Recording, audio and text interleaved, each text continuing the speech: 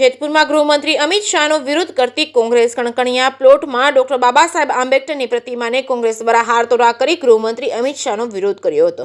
અમિત શાહ દ્વારા સંસદમાં બંધારણના રચયિતા બાબા સાહેબ આંબેડકરનું અપમાન કર્યાનો કોંગ્રેસના આક્ષેપો છે. જેતપુરમાં કોંગ્રેસ દ્વારા અમિત શાહના પોસ્ટરને પગ નીચે રાખી વિરોધ કર્યો હતો. પોસ્ટર ફાડ્યા હતા. જેતપુર કોંગ્રેસની માંગ અમિત શાહ દેશની માફી માંગે અને જેતપુર કોંગ્રેસ દ્વારા ગૃહમંત્રી અમિત શાહના વિરુદ્ધ નારા લગાવી પોસ્ટર ફાડી વિરોધ કર્યો હતો.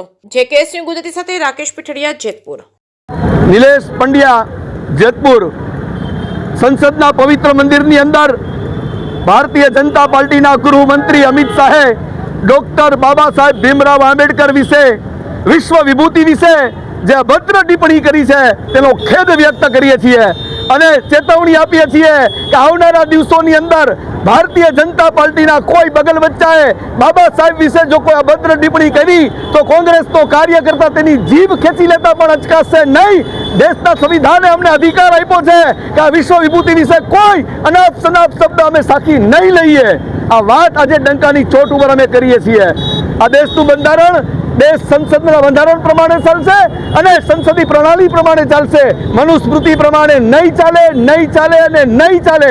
આપે રાહુલ ગાંધી બાબતમાં જે ખોટી એફઆઈઆર દર્જ કરી છે એને વિના વિલંબે પાછી ખેંચો.